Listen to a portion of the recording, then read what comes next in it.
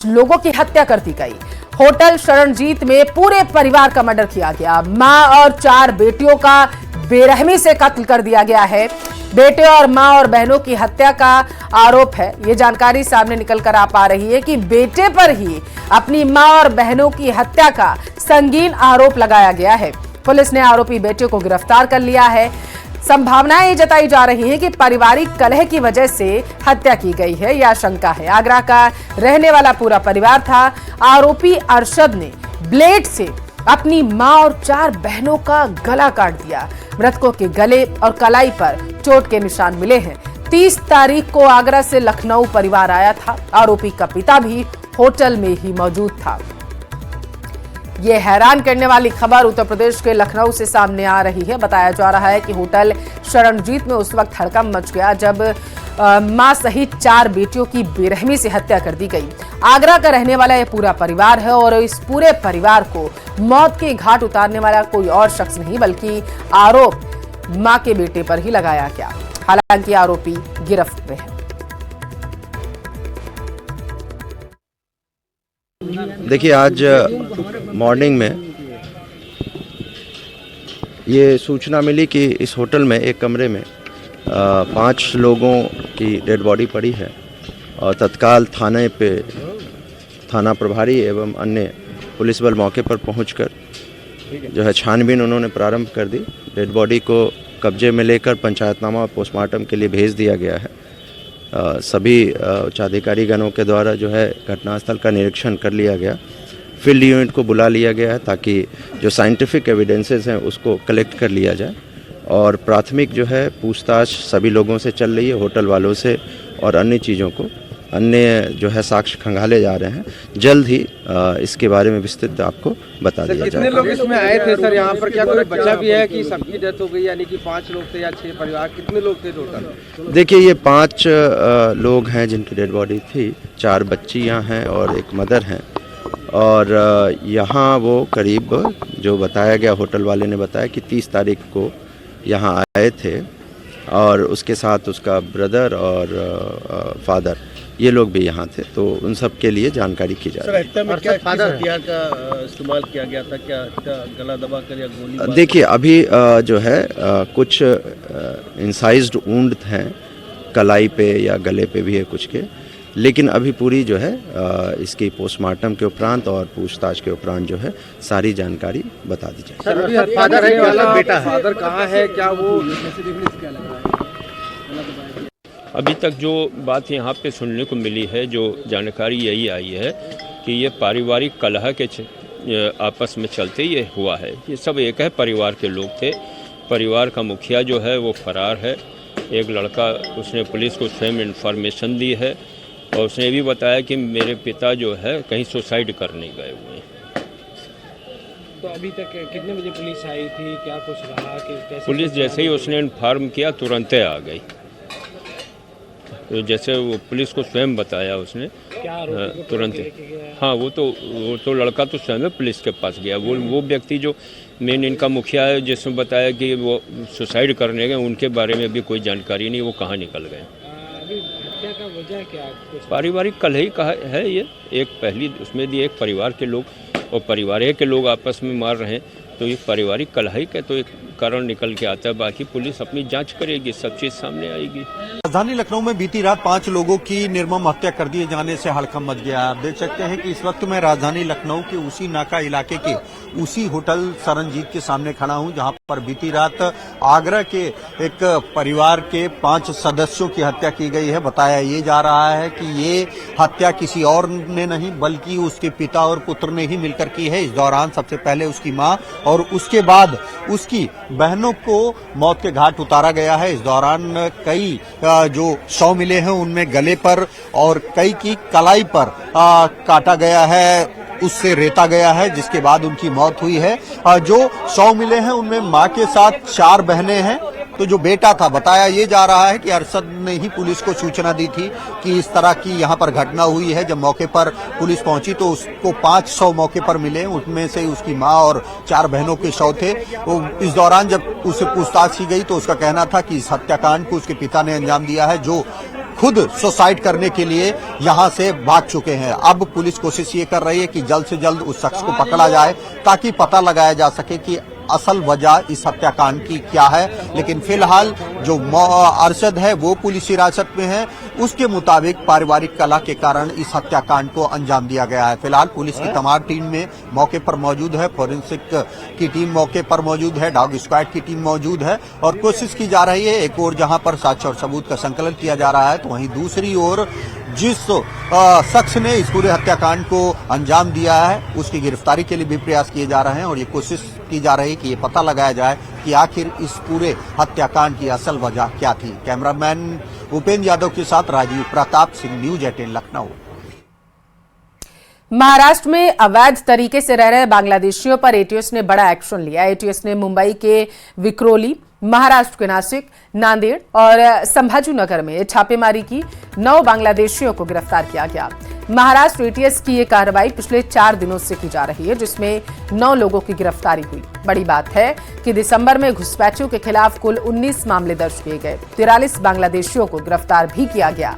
जांच के दौरान इन बांग्लादेशी नागरिकों के पास फर्जी दस्तावेजों जैसे आधार कार्ड, पैन कार्ड और वोटर आईडी कार्ड भी बरामद किए गए।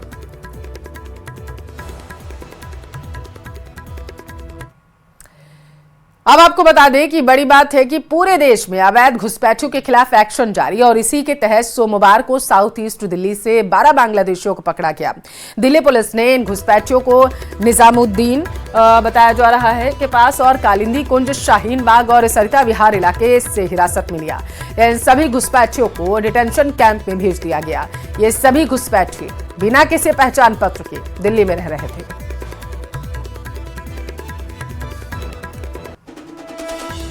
देखिए, ऑनरेबल एलजी के दिशा निर्देश के बाद हम लोग ने जो ड्राइव चालू की है जिसमें कि इलीगल इमिग्रेंट्स को हमने पहचानना और उनको डिपोर्ट करने का काम चालू किया है, उसमें हमको बड़ी अच्छी सफलता मिली है। जोन 2 में जो सदर्न जोन है उसमें अब तक हमने करीब 25 से ऊपर ऐसे लीगल इमिग्रेंट्स को आइडेंटिफाई किया है और उनको डिपोर्ट करने का काम भी चालू कर दिया है।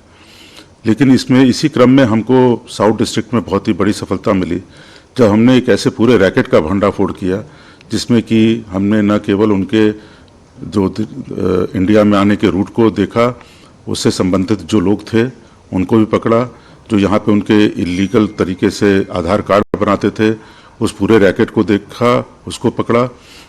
आपको पहले भी बताया गया था कि एक फर्जी वेबसाइट बना करके वहाँ पे इस आधार कार्ड का वेरिफिकेशन वगैरह ये करवाते थे जिसमें कि जो सपोर्टिंग डॉक्यूमेंट्स होते थे वो नकली होते थे, लेकिन उसको वो एक वेबसाइट के थ्रू वो करवाते थे कि वो वेरीफाइड हो जाए।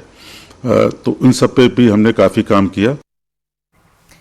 दिल्ली में आम आदमी पार्टी ने पुजारी ग्रंथी सम्मान योजना को लॉन्च कर दिया है। दिल्ली के पूर्व सीएम और आम आदमी पार्टी के संयोजक अरविंद केजरीवाल ने दिल्ली में मरघट वाले बाबा के मंदिर में दर्शन किए पुजारी ग्रंथी सम्मान योजना की शुरुआत की। योजना की शुरुआत होते ही उस पर सियासत भी तेज हो गई है।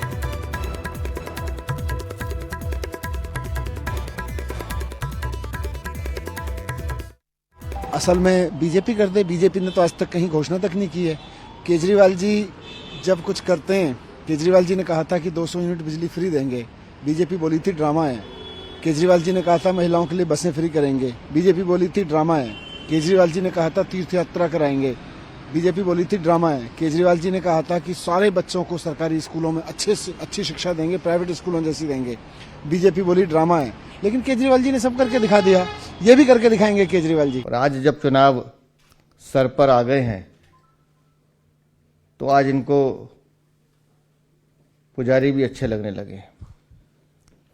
और ये दिल्ली की जनता पुजारी हो या दूसरे धर्म के ग्रंथी हो या जो भी व्यक्ति हो, दिल्ली का एक एक व्यक्ति जानता है कि अरविंद केजरीवाल का मतलब है झूठ। उधर दिल्ली की मुख्यमंत्री आतिशी ने मंदिरों और बौद्ध संरचनाओं को ध्वस्त करने के धार्मिक समिति के आदेश के खिलाफ मंगलवार को एलजी वीके सक्सेना को एक पत्र लिखा।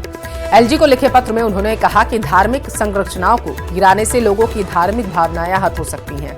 अपने पत्र में उन्होंने कहा कि ये मेरे ध्यान में लाया गया है कि धार्मिक समिति ने 22 नवंबर 2024 की एक बैठक में पूरी दिल्ली में कई धार्मिक संरचनाओं को ध्वस्त करने का आदेश दिया। पिछले साल तक धार्मिक समिति का फैसला दिल्ली सीएम के माध्यम से एलजी के पास जाता था, लेकिन संबंधित आदेश में इस प्रक्रिया का पालन नहीं किया गया।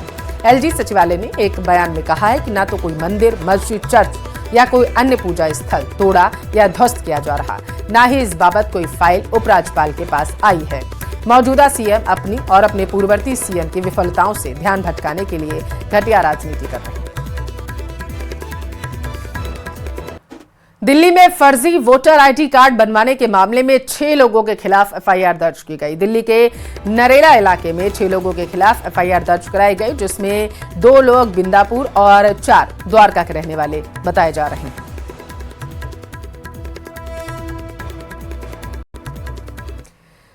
उत्तर प्रदेश का रुख करेंगे। शाही जामा मस्जिद के सामने बन रही पुलिस चौकी को लेकर एक बड़ी खबर आ रही है। सूत्रों के हवाले से खबर है कि संभल पुलिस चौकी की जमीन पर वक्फ के मालिकाना हक को प्रशासन ने खारिज कर दिया है। दावा किया गया था कि पुलिस चौकी जिस जमीन पर बन रही है वो वक्फ की है, जबकि न्यूज 18 को संभल के डीएम ने बताया कि जो दस्तावेज उन्हें मिले उसमें कहीं भी इसका जिक्र नहीं किया गया। वहीं कश्यप समाज के दावे पर डीएम कोई दस्तावेज उनकी तरफ से नहीं दिया गया है और अगर कोई दस्तावेज सामने आता है तो उसकी जांच की जाएगी। ये उनकी तरफ से बातें कही गई। सर, क्या आज वक्फ बोर्ड को लेकर किस तरह के दस्तावेज प्रशासन को दिए जा रहे हैं? सत्यव्रत पुलिस चौकी के निर्माण के क्रम में कुछ दस्तावेज कल हमें मिले। हमने उनका परीक्षण किया। वो दस्तावेज रजिस्टर्ड भी नहीं है और उन दस्तावेज़ों की जब जांच की गई तो इसमें किसी प्रकार का कोई रकबा, कोई चौहद्दी उसका वर्णन नहीं है। तो जो प्राइमरीली है उन दस्तावेज़ों के आधार पे कुछ कहा नहीं जा सकता है और हमने कहा भी है यदि आपके पास और भी कोई दस्तावेज है तो आप लेके आएँ, हम नियमानुसार कार्रवाई करेंगे। सर, क्या एक ही तरफ से कुछ लोग लेके आए थे या मतलब एक ही शख्स लेके आया था, कुछ और लोग अलग अलग भी लाए थे? हिंदू पक्ष की ओर से भी एक आवेदन आया है और दूसरे पक्ष की ओर से कोई आवेदन तो नहीं आया किंतु दस्तावेज आए थे। तो उनका जो परीक्षण किया गया उनके सत्यापन में ऐसा कुछ मिला नहीं और न ही उनका कोई टाइटल उसमें बन रहा।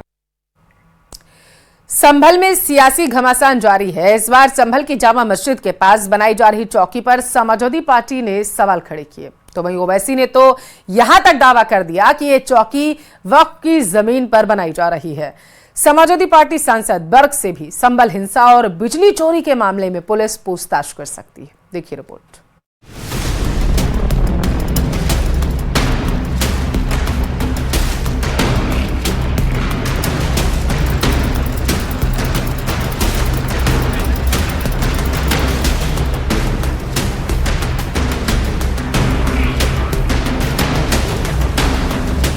संभल का सियासी घमासान थमने का नाम नहीं ले रहा।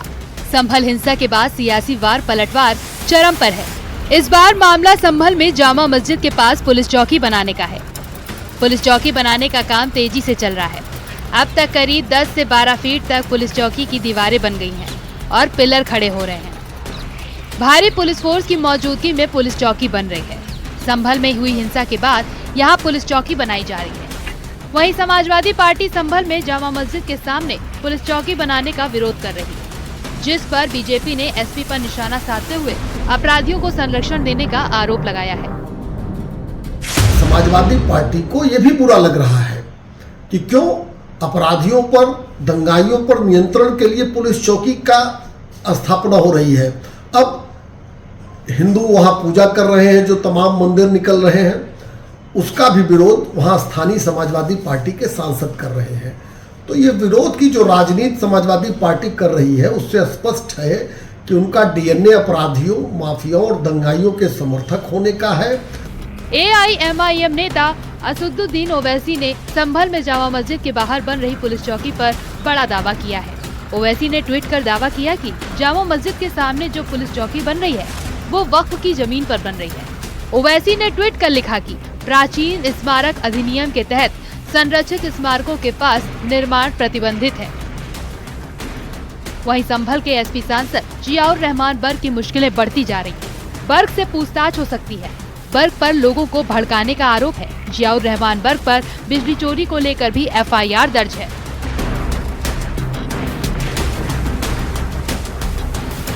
संभल में मिली ऐतिहासिक बावड़ी की खुदाई भी जारी है। यहाँ पर खुदाई के दौरान प्राचीन घड़ा भी मिला है। हालांकि खुदाई के दौरान स्ट्रक्चर को मामूली क्षति हुई। एएसआई की टीम भी मौके पर मौजूद रही।